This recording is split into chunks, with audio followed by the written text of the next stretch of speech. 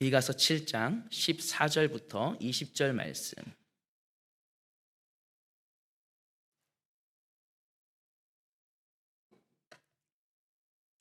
우리 교독하여서 읽도록 하겠습니다.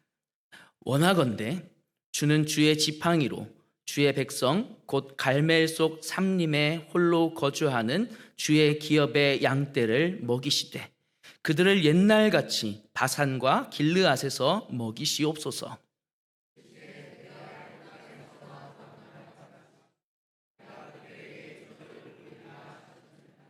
이르되 여러 나라가 보고 자기의 세력을 부끄러워하여 손으로 그 입을 막을 것이요 귀는 막힐 것이며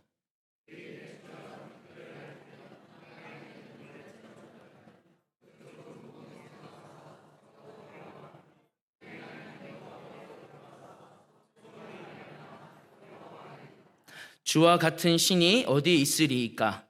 주께서는 죄악과 그 기업의 남은 자의 허물을 사유하시며 인애를 기뻐하심으로 진노를 오래 품지 아니하시나이다.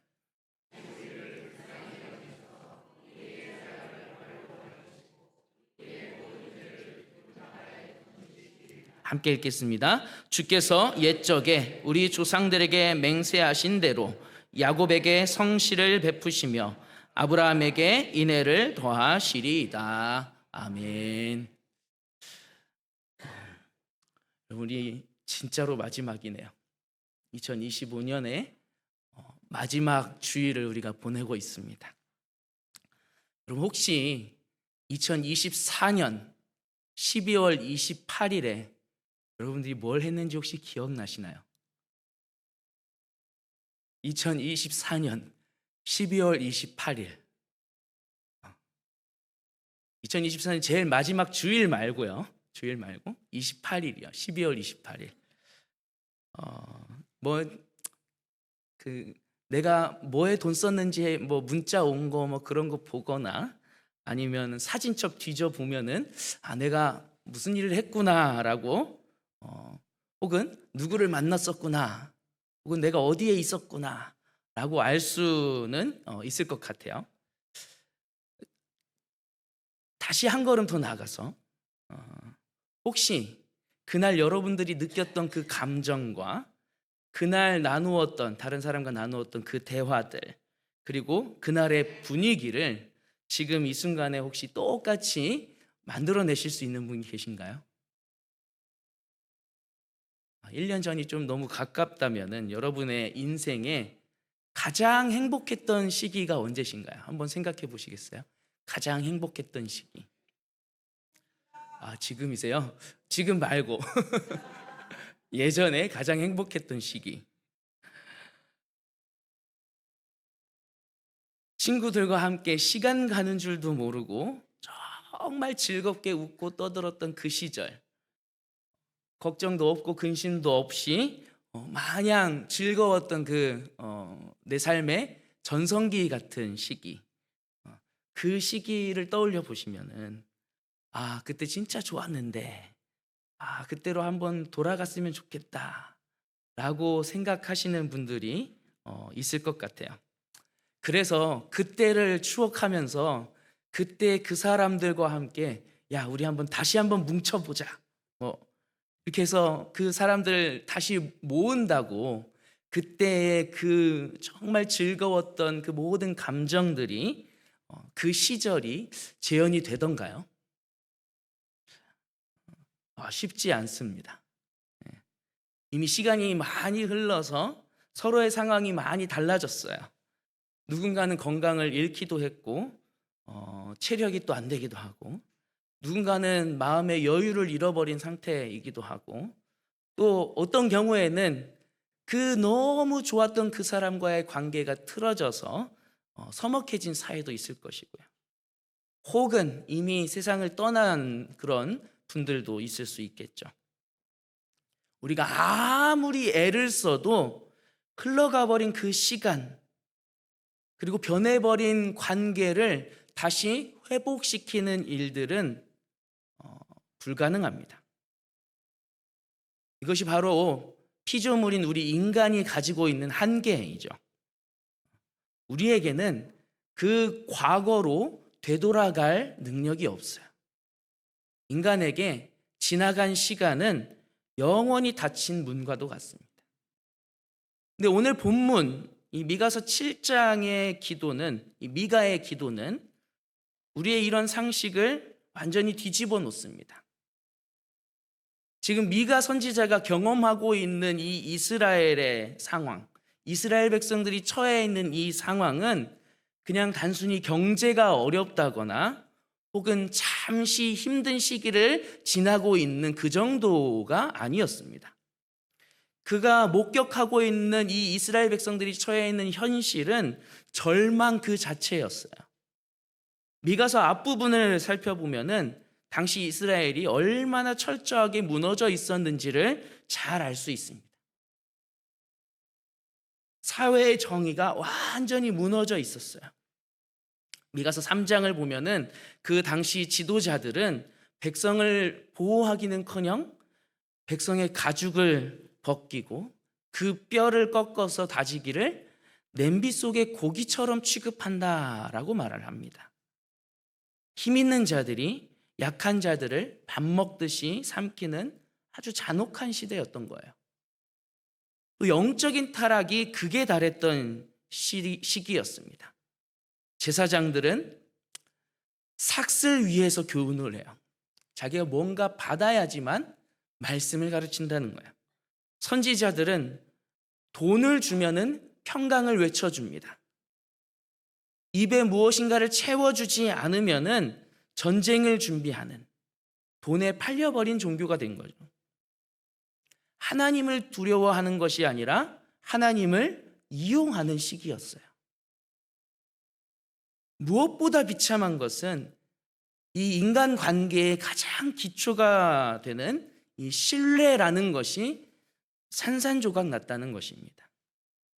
이 7장의 앞부분을 살펴보면은 미가는 경건한 자가 세상에서 끊어졌고 정직한 사람들이 없다라고 고백합니다. 얼마나 믿을 사람들이 없었으면 5절과 6절에서 너희는 이웃을 믿지 말며 친구를 의지하지 말고 내 품에 누운 여인에게라도 내 입의 문을 지킬지어다 라고 경고하고 있어요. 가장 가까운 사람들조차도 신뢰할 수 없는 시기였다는 거죠. 심지어 가정마저도 다 붕괴되어 버린 모습을 보여줍니다. 도무지 희망이라고는 찾아볼 수 없는, 눈을 씻고서 찾아볼 수 없는 그러한 시기에, 그러한 시대에 미가는 하나님께 말도 안 되는 기도를 드리고 있어요. 14절에서 이렇게 하나님 앞에 기도하죠. 우리 한번 14절 말씀 함께 읽어보겠습니다. 시작. 원하건대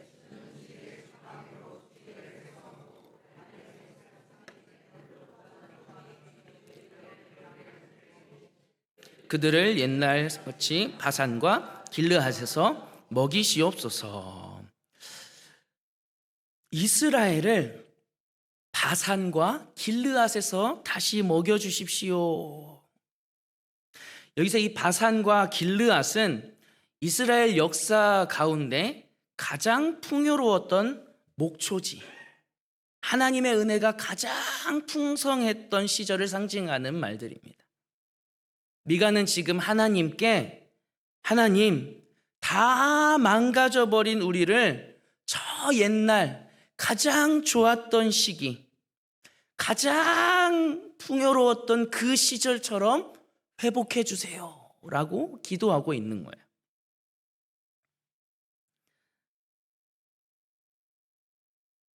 하나님, 지금 우리의 모습이 절망이지만 시간을 거슬러서라도 그때처럼 회복시켜 주십시오.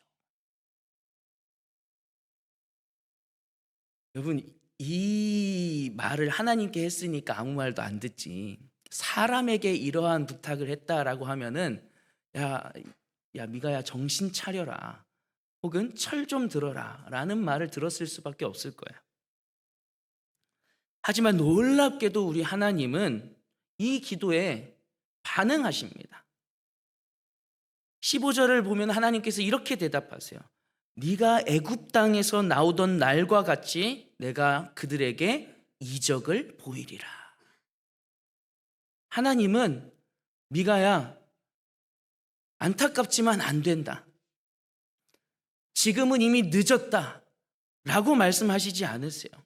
오히려 미가가 구했던 이 바산과 길르앗의 풍요를 넘어서서 이스라엘 역사상 가장 강력한 구원 사건이었던 출애굽의 기적을 다시 보여주겠노라라고 말씀하고 계신다라는 거죠. 여러분, 이것이 무엇을 의미합니까? 사람은 1년 전의 일도 어제의 실수도 되돌릴 수가 없는 존재이지만 영원하신 하나님께는 단순히 과거가 지나간 시간이 아니라는 사실이에요. 하나님께는 홍해를 가르셨던 그 수천 년의 전의 능력이 오늘 당장이라도 다시 꺼내서 쓰실 수 있는 현재의 능력이 된다라는 겁니다. 하나님은 우리가 옛날의 일이라고 치부해버린 그 구원의 감격과 기적을 오늘 2025년의 끝자락에 선 우리의 삶에 똑같이 재현하실 수 있는 능력자가 되시는 분이십니다. 근데 여러분, 여기서 한 가지 두려운 질문이 생깁니다. 그래요, 하나님 능력이 많으신 건 알겠습니다. 하지만 과연 그 능력을 나를 위해서도 사용하시나요? 여러분을 위해서도 그 능력을 사용하시는 하나님이시겠습니까? 앞서 우리가 보았듯이 여러분, 당시 이스라엘은 경건한 자가 다 끊어지고 가족끼리도 믿지 못하며 악을 행하는데 부지런한 사람들이었어요. 우리 자신을 돌아보아도 마찬가지입니다. 2025년 한 해를 돌아볼 때 하나님 앞에 내가 내세울 수 있는 의로움보다는 부끄러운 허물과 실수, 그리고 여전히 끊어내지 못한 죄악들이 더 많지 않습니까? 공의로우신 하나님께서 이런 우리를 보신다면 여전히 죄악 가운데 있는, 여전히 실수투성이인 우리를 보신다면 홍해를 가르는 그 기적으로, 그 능력으로 우리를 구원하시는 게 아니라 우리를 심판하셔야만 할 것 같아요. 그렇기에 이 능력의 하나님, 강하신 하나님은 두려움의 대상이 됩니다. 우리가 여전히 죄악 가운데 살고 있기 때문에요.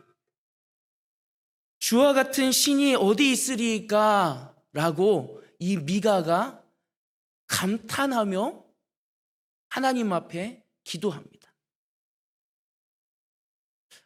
이 감탄이 놀라워요.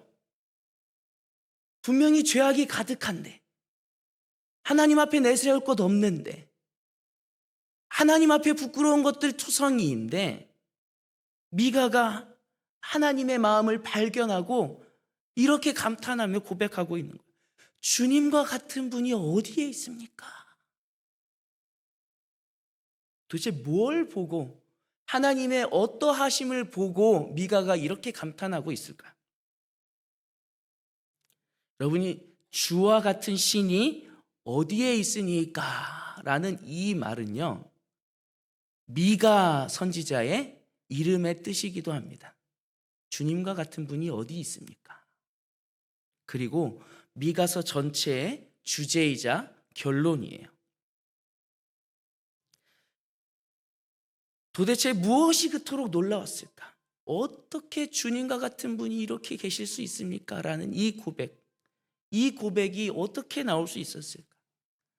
18절 말씀에서 그 해답을 얻게 됩니다. 18절 말씀 함께 읽어보도록 하겠습니다. 시작. 주와 같은 신이 어디 있으리이까? 주께서는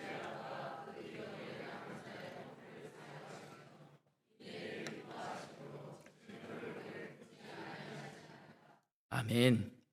여러분, 이 18절 말씀을 원어에 조금만 더 가깝게 해석을 하면은 이렇게 됩니다. 누가 주와 같은 하나님입니까? 주님은 죄악을 짊어지시며 그 기업의 남은 자를 위하여 반역을 넘어가시는 분이십니다. 그분은 진노를 영원히 붙잡고 있지 않으시니 이는 그분이 인애를 기뻐하시기 때문입니다.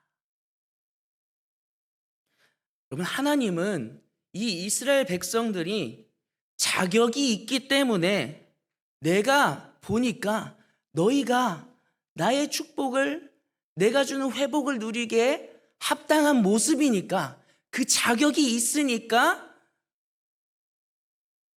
이집트에서 너희를 구원했을 때처럼 너희에게 그 구원의 은혜를 다시 누리도록 해줄게 라고 하지 않으세요.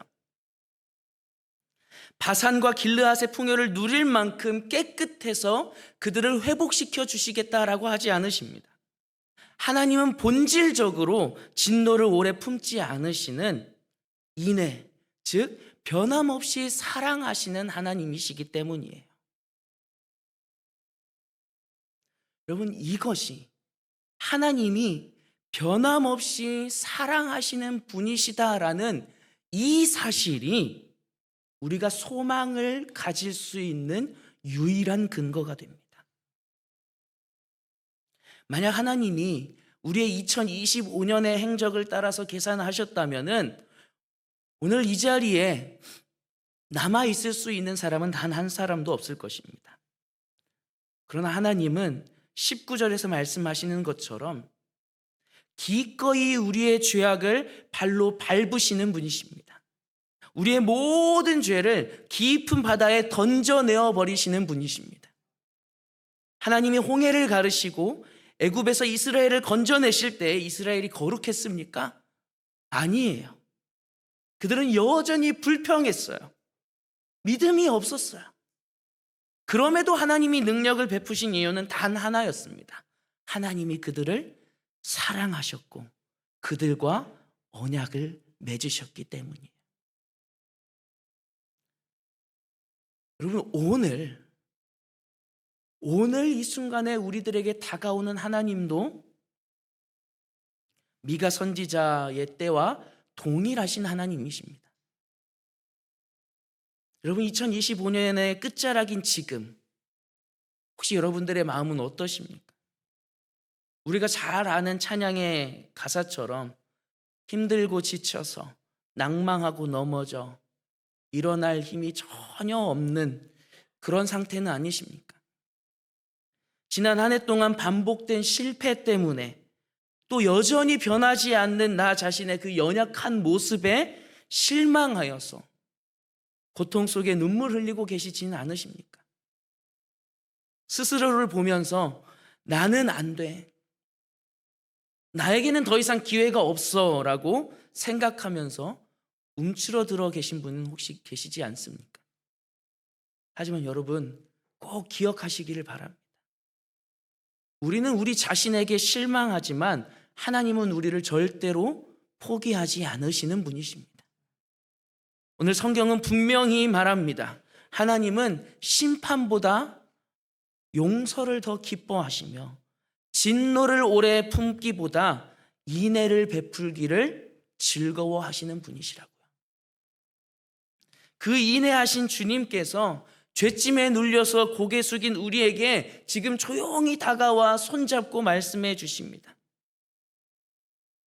그리고 앞서 말씀드린 것처럼 우리의 무거운 죄짐을 대신 짊어지신 그 못자국난 손길로 우리의 눈물을 닦아주시며 이렇게 말씀하십니다. 너는 내 아들이다. 나의 사랑하는 나의 아들이다. 오늘날 내가 너를 낳았노라. 너는 사랑하는 나의 아들이다. 여러분, 그렇습니다. 우리의 어떠함이 아니라, 내 모습의 어떠한 잘남이 아니라 우리를 아들 삼아주신, 우리를 자녀 삼아주신 하나님의 그 사랑이 우리를 다시 살립니다. 우리의 자격 때문이 아니라 아버지 되신 하나님의 약속 때문에 우리는 다시 일어설 수 있습니다. 2026년 새해를 두려움이 아닌 이 사랑에 대한 확신으로 함께 맞이할 수 있기를 간절히 원합니다. 나를 자녀 삼으신 그 하나님의 사랑을 의지하여 내 삶에 다시 한번 옛날과 같은 그 기적을 행하실 하나님을 기대하며 담대히 나아가는 저와 여러분들이 될 수 있기를 간절히 축복합니다. 우리 함께 찬양하기를 원합니다. 너는 내 아들이라. 너는 내 아들이라. 오늘날 내가 너를 낳았노라. 너는 내 아들이라. 나의 사랑하는 내 아들이라. 언제나 변함없이 너는 내 아들이라.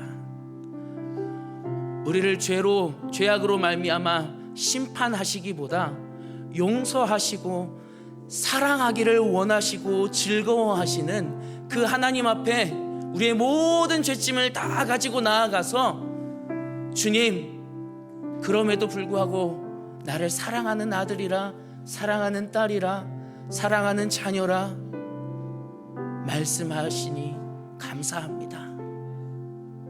이 고백으로 하나님 앞에 찬양하기를 원합니다.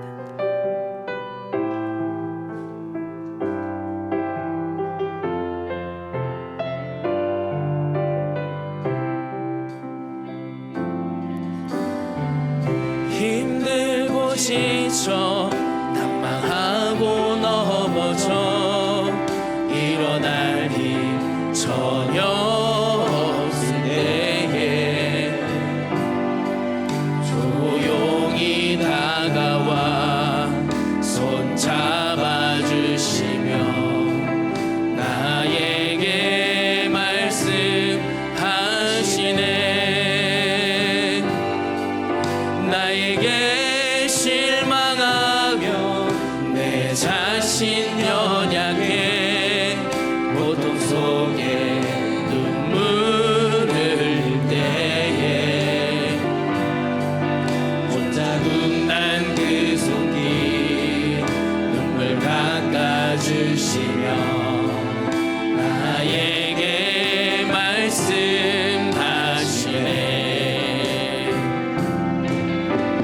너는 내 아들이라. 오늘날 내가 너를 낳았도다. 너는 내 아들이라. 나의 사랑하는 내. 우리 처음부터 다시 한번 찬양하겠습니다. 힘들고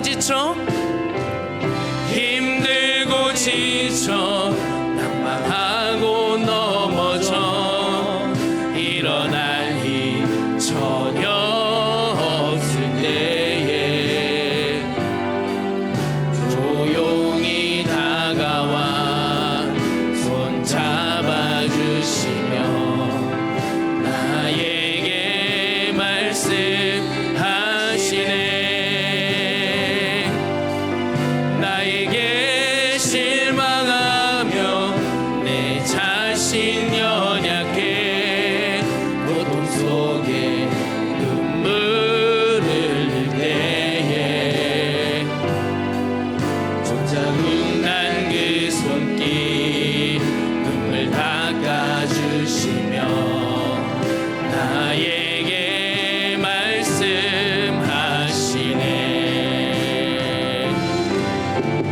너는 내 아들이라.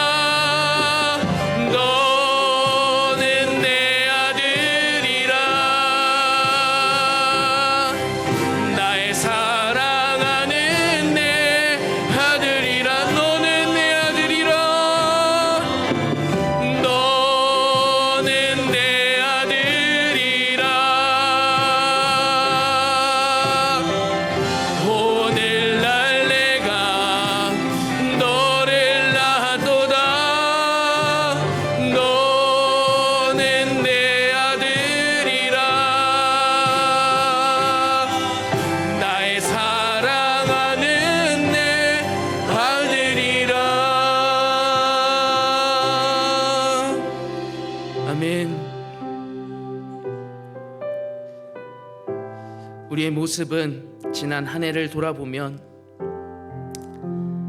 하나님과 하나님의 교회를 생각하기보다는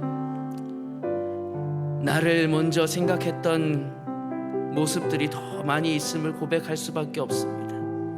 우리 그렇게 이기적으로, 그렇게 하나님보다 나를 더 사랑하며 살았습니다. 그리스도인의 모습으로 살기보다 세상 사람들과 동일한 모습으로 세상이 쫓는 것들을 쫓으며 살아왔습니다. 우리의 모습 하나님 앞에 내세울 수 있는 것들, 그 어떠한 것들도 없어 우리는 심판의 대상이 되어야 마땅하지만, 하나님은 우리의 죄를 보시기보다 우리의 죄악을 멀리 하시며 우리를 용서하기로 작정하셨습니다. 우리를 사랑하시기로 작정하셨습니다. 너는 나의 사랑하는 나의 자녀라. 내가 너를 지명하여 불렀고 너를 나의 자녀로 삼았노라. 그렇기에 내가 끝까지 너를 사랑하노라. 우리의 죄악에도 불구하고 하나님은 말씀하십니다. 주님, 나를 사랑하여 주시니 감사합니다. 이제는 죄악된 모습을 조금씩 내려놓고 하나님의 자녀로 살아가게 하여 주시옵소서. 2026년은 더욱 하나님 닮은 모습으로 살아갈 수 있도록 주여 인도하여 주시옵소서. 끝까지 참으시고 사랑하시는 하나님을 더 닮아갈 수 있도록 주님 인도하여 달라라고 우리 시간에 주님 이름 크게 한번 부르고 기도하도록 하겠습니다. 주여, 주님, 주님, 아버지여, 2025년 우리의 모습들을 돌아보면 주님보다 나를 더 사랑하였던 모습들임을 고백합니다. 주님의 교회보다 나를 더 먼저 생각했던 이기적인 모습들이었음을 고백합니다. 주여, 하나님의 자녀의 그 온전한 모습으로 살아가지 못하고 이 세상과 똑같은 모습으로, 세상 사람들과 하나도 다르지 않은 모습으로, 죄악된 모습으로 살아왔음을 주님 앞에 고백합니다. 주여, 우리의 이 죄악된 모습들을 그 하나도 바라보지 아니하시고 용서하시기를 기뻐하시는, 오히려 더 사랑하여 주시는 하나님의 그 놀라우신 은혜를 우리가 이 시간에 경험하며 나아갑니다. 주여, 그 사랑의 하나님을, 그 용서의 하나님을 닮아가게 하여 주시옵소서. 2026년에는 더 나은 모습으로 주님 앞에 주님께 기쁨을 올려드릴 수 있는 그 귀한 모습으로 살아갈 수 있도록 주여 우리를 붙잡아 주시옵소서. 아버지, 인도하여 주시옵소서. 주님, 우리의 죄악된 모습들, 연약한 모습들, 나약한 모습들, 그 모든 것들로 인하여서 나를 심판하지 아니하시고 오히려 그 모든 죄악을 단 하나도 기억하지 아니하시고 우리를 용서하기를 기뻐하시고 우리를 사랑하시기를 즐거워하신 하나님, 이 세상 그 어디에 주님과 같은 분이 있습니까? 우리를 향하여서 넘치는 사랑을 베풀어 주시는 이가 이 세상 그 어디에 있습니까? 주여, 그 한없는 사랑, 그 깊은 사랑, 그 사랑을 받았음을 기억하며 우리가 내년 2026년에는 끊임없이 우리를 향하여서 용서와 사랑으로 다가오셨던 주님을 닮아갈 수 있게 하여 주시옵소서. 주님이 원하시고 주님이 기뻐하시는 일들을 더욱 행하며 나아갈 수 있는 아버지, 복된 믿음의 사람들이 다 되게 하여 주시옵소서. 주님께서 우리가 그러한 믿음의 삶을 살아가도록 인도하실 줄 믿사오며 거룩하신 예수님의 이름으로 기도합니다. 아멘.